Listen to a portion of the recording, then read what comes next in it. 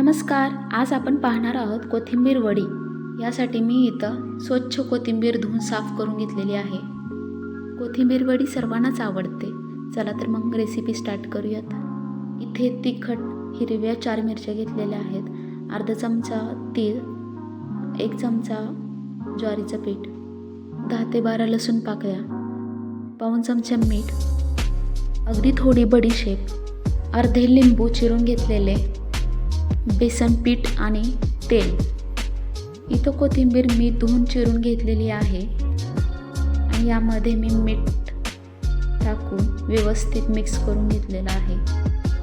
छान मिक्स करून घेतल्यानंतर मी मिक्सरचं भांडं घेऊन यामध्ये मिरची,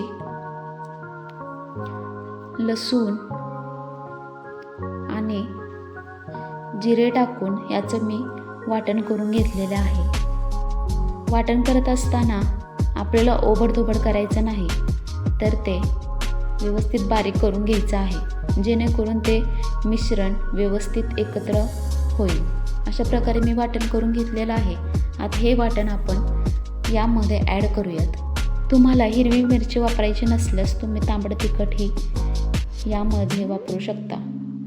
अशा प्रकारे आपल्याला सर्व मिश्रण यामध्ये ॲड करून व्यवस्थित मिक्स करून घ्यायचं आहे.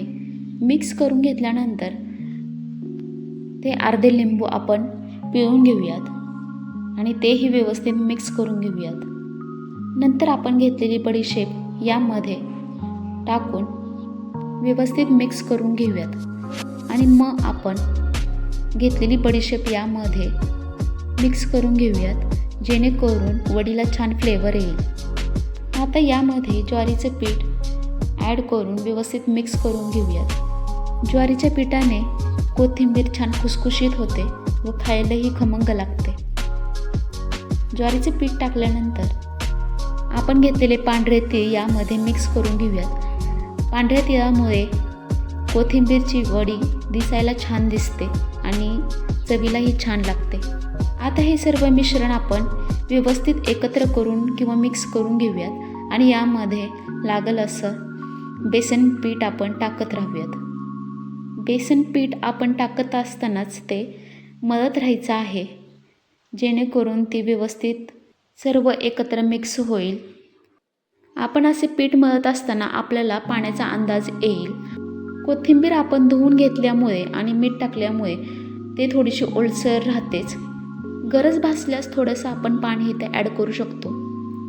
हे सर्व मिश्रण आपल्याला व्यवस्थित गोळा होत नाही तोपर्यंत मळत राहायचं आहे. हवं असल्यास आपण थोडंसं यामध्ये बेसन पीठ अजून टाकू शकतो. आपण यामध्ये ज्वारीचं पीठ टाकलेलं आहे. काही वेळेस तांदळाचेही 2 चमचे आपण टाकू शकता ज्वारीच्या पिठाऐवजी. इथं मी बेसन पीठ गरजेनुसार घेतलेलं आहे व हे छान आता मळून घेत आहे. व्यवस्थित मळून झाल्यानंतर अशा प्रकारे हा गोळा तयार झालेला आहे. आपण पाहू शकता व्यवस्थित जास्त घट्ट नाही, जास्त पातळ नाही, असं करून घेतलेलं आहे. आता मी याचे 2 भाग करून जेणेकरून वड्या पडतील असं करून घेऊयात. हे असं करून झाल्यानंतर मी गॅसवर एक कढई ठेवली आहे व त्यामध्ये पाणी ओतून मी त्याच्यावर बसेल अशी एक चाळण ठेवलेली आहे. ही चाळण ठेवल्यानंतर वडीसाठी तयार केलेलं जे मिश्रण आहे त्या मी यावर ते गोळे ठेवलेले आहेत. व्यवस्थित ठेवल्यानंतर त्याच्यावर बसेल अशी व्यवस्थित ताटली एक पॅक झाकण ठेवलेले आहे, जेणेकरून ते व्यवस्थित वाफवेल.